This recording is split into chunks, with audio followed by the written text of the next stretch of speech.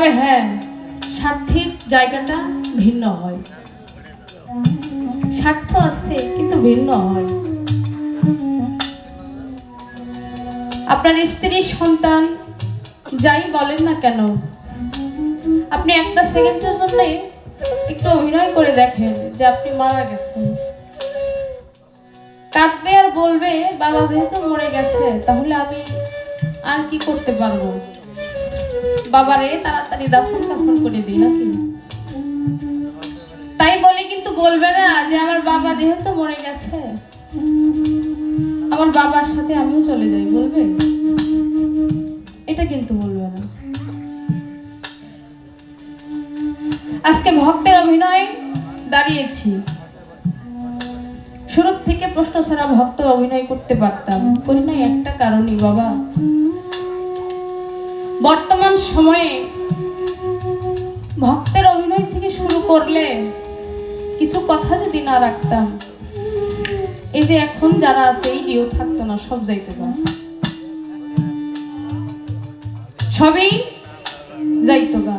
বাবা, ভাবুকের অনেক অভাব, দেশ বিদেশে আপনি ঘুরেন, ভাবুকের অনেক অভাব। কত মানুষই আসছিল, সবই চলে গেছে, কিন্তু প্রকৃত দয়াল নামে কাঙাল যারা, তারা তো পড়ে আছে, তারাই পড়ে আছে এবং থাকবেও। আমি বাবাকে 2টি প্রশ্ন করেছিলাম, উত্তর দিয়েছে, আবার আমাকেও 2টা প্রশ্ন করেছে।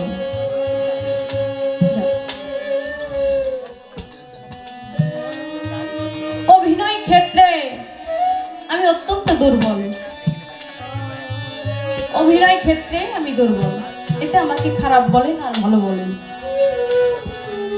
একটা গুরু প্রেমিক মানুষকে যাই বলেন না কেন, চোখের জল ও ধরে রাখতে পারবে না, ওর চোখ দিয়ে পড়বেই,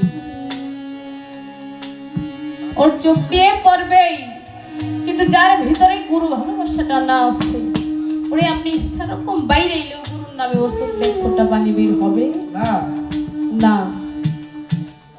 আর আমার ওই গুরু ভালোবাসাটা যদি আমার মনের মধ্যে আমার দয়ালকে না আনতে পারি, আমি আমার মধ্যে যে পর্যন্ত আমার দয়ালকে না আনতে পারি, না জাগ্রত করতে পারি, তখন পর্যন্ত আমার বাড়ির সবটা আসবে না। তো হুট করে স্টেজ থেকে, প্রথম স্টেজ থেকে আমার বাড়ি শোন পড়ে না বাবা, মাফ করবেন। আমি গান, এটা আমার ব্যবসা না, এটা আমার কর্মক্ষেত্রেও না, আমার গুরুর বাণী, যেটাকে আমি ধরে রাখার চেষ্টা করি। ভালোবাসা কাকে বলে? ওই যে বলেছি অভিনয় ক্ষেত্রে দাঁড়িয়েছি, তো প্রকৃত পক্ষে ভক্ত তো হইতে পারি না। এই লালন সাইজি এবং সিরাজ সাইজির একটা কথা বলেছে, লালন সাইজি এবং সিরাজ সাইজির একটা কথা বলেছে, পান্তা ভাত খাওয়া নিয়ে। তাই ওনাদের মতো ভক্ত কি আমরা হইছি? ওনাদের মতো গুরু কি আমরা হইছি? আপনি যান, আপনি আপনার গুরুর নামে আরেকটা গুরুকে ভক্তি করেন, যদি সে প্রকৃতপক্ষে গুরু হয় সে অবশ্যই আপনাকে ভালোবাসবে, যদি তা না হয় তাহলে আপনার মাথার উপরে হাত তো দূরের কথা, আপনারা অতটা ভালোবাসবে না। কারণ বর্তমান সময়ে প্রতিযোগিতার যুগ, কার ভক্তকে নিতে পারে। প্রকৃত গুরু কয়জন আছে বাবা? অনেক স্টেজে গান করতে গেলে গুরুর নাম নিয়ে অনেক মারামারিও লাগে, যে আমার গুরুর নাম নেয় নাই, অনেক পিটা দেবে, বাহিরে কিন্তু আলোচনা করে, কিন্তু আসলে গুরু তো একজন, এটা বিশ্বাস করতে হবে। প্রকৃতপক্ষে গুরু একজন, যদিও সে ভিন্ন আকারে হয়, গুরু তো একজন, যার নামে ডাকুক না কেন, কিন্তু আমার গুরু আমার মধ্যে থাকলে এখানে নামটা এটা কোনো বিষয় না। আজকে আমি যার সাথে গান করতেছি, উনি হয়তো ভাবতেছেন যে আমি ওনারে অন্য জায়গায় রাইখা গান করতেছি, আসলে আমি ওই ধরনের মেয়ে না। আমি যার কাছে মুরিদ হয়েছি, আমার চার তরিকার মুর্শিদ সৈয়দ জানি আলম শাহ চিশতি, আমি আজকে রাতটুকুর জন্য অন্তত ওনাকে আমি আমার গুরুর আসনে বসিয়ে আমি গান করছি, আমার গুরুর আসনে বসিয়ে আমি গান করতেছি। আজকে আমাকে দেখতেছেন, আমি ফাতেমা যতটুকু আছি সম্পূর্ণ আমার গুরুর অবদান। এটা আমার গুরুর অবদান। আজকে আমি এই যে গান করি, আমার গুরু নিজে ওনার হাতে বায়াত গ্রহণ করার পর আমাকে এই গানের জগতে নিয়ে আসছে আমার কণ্ঠ দেখে। এর চাইতে সৌভাগ্য তো আমার হইতে পারে না। একটা মানুষকে ছোট থেকে বড় করে দেখবেন, হাত পা যা কিছু জন্ম নিয়ে আমরা দুনিয়ায় আসি, কিন্তু কথা বলাটা কিন্তু বাবা মা শেখায়, তাই শেখায় না? যিনি গুরু তিনি ভক্তকে আগে গুরু বলেন, তারপরে তার মধ্যে তাকে আয়ত্ত করে নেয়। যেমনি করে একটা বাবাও তার সন্তানকে প্রথমে বাবা বলে, বাবা ডাক শেখায়, একটা মা তার সন্তানকে মা বলে ডাকে, মা বলা শেখায়, ঠিক একইভাবে গুরু তার ভক্তকে এতটুকু ভালোবাসা দিয়ে তাকে আপন করে নেন। এই জগতের ভিতরে কষ্ট ছাড়া মানুষ আছে এইরকম কিন্তু না, প্রত্যেকের ভিতরেই কষ্ট আছে। কেউ সেটা অনুভব করতে পারে, আবার কেউ পারে না।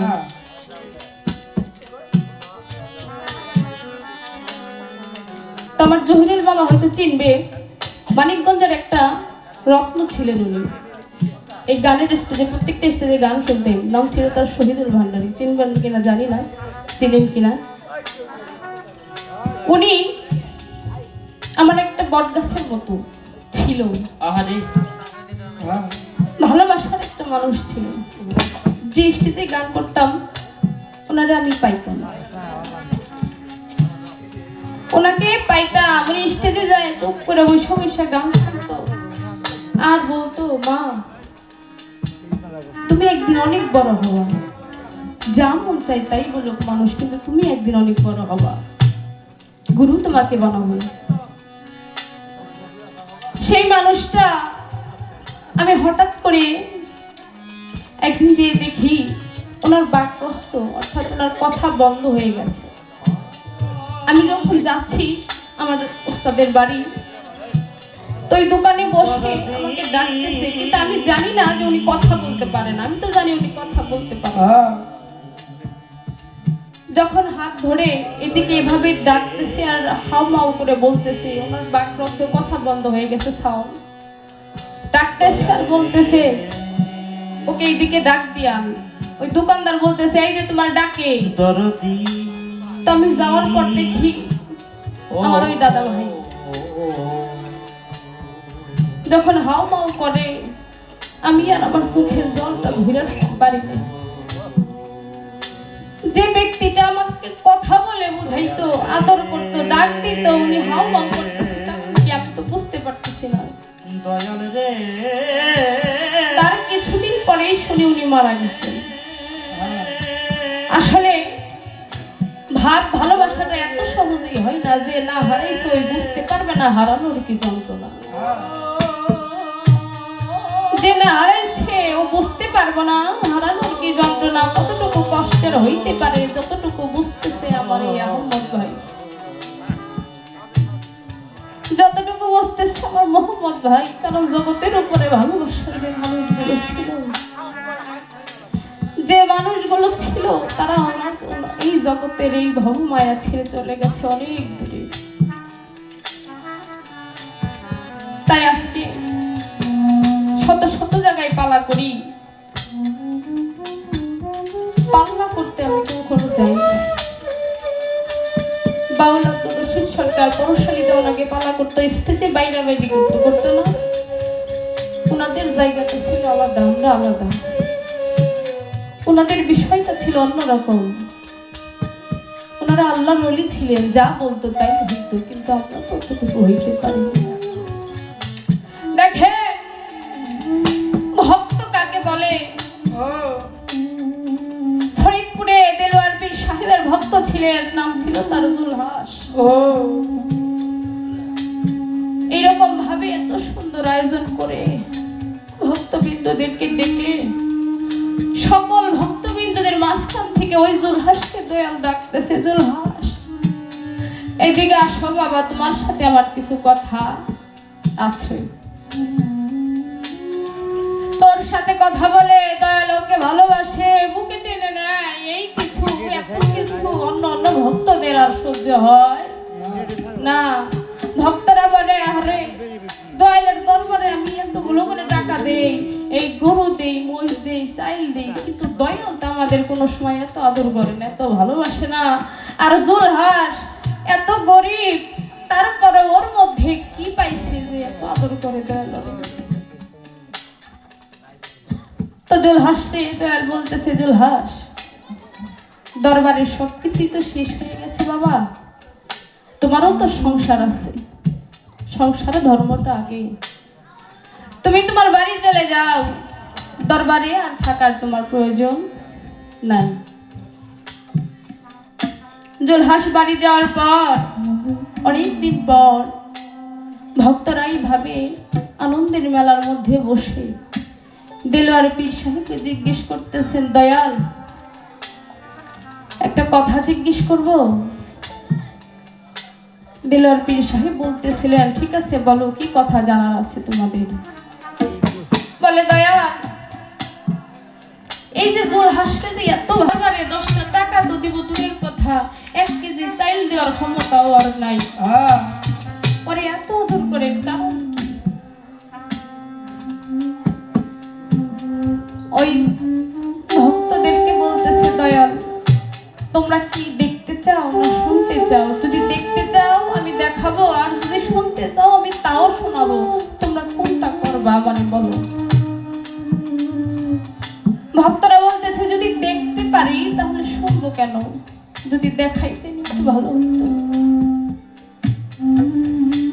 তো দয়াল বলতেছে, ঠিক আছে একটা নৌকা নিয়ে আসো, ওই জুলহাসের বাড়ি যাইতে নৌকা দিয়ে যাইতে হয়, নৌকার সাথে বাড়িটা ছিল।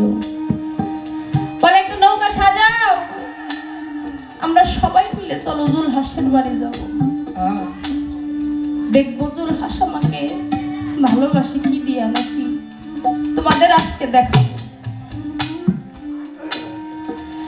সুন্দর করে নৌকাটা সাজাইয়া সমস্ত ভক্তদেরকে নিয়া দেলোয়ার পীর সাহেব রওনা দিচ্ছে জুলহাসের বাড়ি। ওই যে জুলহাস কোনো কাজ করে না, বাড়ি বাড়ি ভিক্ষা করে খায়, সংসার চালায়। ওই দিন আর যাইতে মনে চাইতেছে না জুলহাসের। সহধর্মণি বলতেছে, কি গো তুমি কি আজকে কাজ করতে বেরোইবা না? তখন জুলহাস বলতেছে, দেখো আমার তো ভালো লাগতেছে না, মানুষকে কেমন জানি লাগতেছে, আজকে নয় না গেলাম, পরে যাবো। সহধর্মণীও বলতেছে, ঠিক আছে আজকে যেহেতু আপনার মনে টানতেছে না, তাহলে আমি আর আপনাকে জোর করব না, আজকে নয় নাই গেলেন। জুলহাস উঠানের মধ্যে একবার এই পাশে যায় একবার এই পাশে যায়, মনের মধ্যে কেমন যেন তাল পাতাল করতেছে, আর মনে হইতেছে না জানি আমার কোন ভালোবাসার মানুষ, অনুভব পাইতেছে যে আমার কোন ভালোবাসার মানুষ হয়তো আমার বাড়ির দিকে আগাইতেছে, গ্রান আসতেছে বাতাসের মধ্যে যে হয়তো কেউ আসতেছে এদিকে। আস্তে আস্তে যখন বাড়ির কাছাকাছি চলে আসে, জুলহাস দূর থেকে দেখে একটা নাও ওর বাড়ির দিকে আসতেছে, কয়েকগুলো লোক মিলে, অনেকগুলো লোক। সেখানে জুলহাস চুপ করে দাঁড়ায় তাকায় দেখতে দেখতে দেখে যে নাওটা ওর বাড়ির সামনে এসে ভিড়েছে। গুরুকে দেখে ভক্তি দিয়ে পড়ে দু চোখে জল ছেড়ে দিয়ে বলতেছে, দয়াল আপনি এই গরিবের বাড়ি আসছেন, আপনাকে বসতে দিব কোথায়? আমার বসার জায়গাটা তো নাই। দেলোয়ার পীর সাহেব তখন ধমক দিয়ে বলতেছে, জুলহাস আমি বাবা তোমার বাড়িতে বসতে আসি নাই। বলে, তাহলে কেন আসছেন বাজান? বলতেছে, জুলহাস তুমি বাবা আমাকে কতটুকু ভালোবাসো? বলে, আমার যতটুকু আছে সবটুকু দিয়ে আমি আপনাকে ভালোবাসি বাজান। বলে, জুলহাস যদি সবকিছু দিয়ে যদি আমায় ভালোবাসো, তাহলে এই যে তোমার বাড়িতে যে ঘরটা আছে, ঘরটা কার বাবা? জুলহাস দু চোখের জল ছেড়ে দিয়ে বলেছিল, বাবা এই ঘরটা আপনার।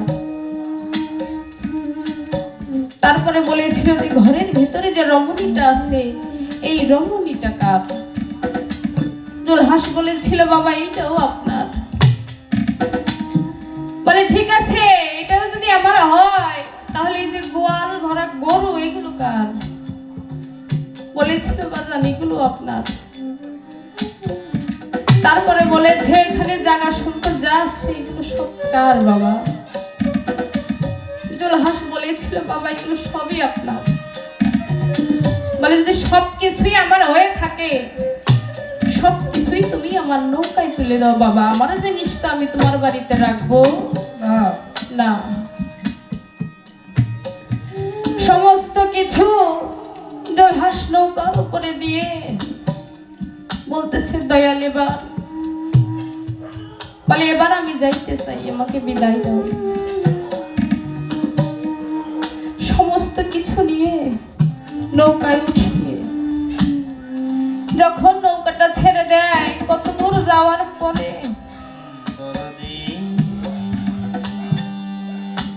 কত দূর নৌকাটা যাওয়ার পরে ওই জুলহাস ওর দোয়ানের মধ্যে এই পাশ থেকে ঘোরাইতেছে আর কাঁদতেছে, ওই পাশে যাইতেছে, আর ওই পাশ থেকে ঘোরাইয়া কাঁদতে কাঁদতে এই পাশে আসতেছে আর বলতেছে, দয়াল তোমার নাম ভরসা।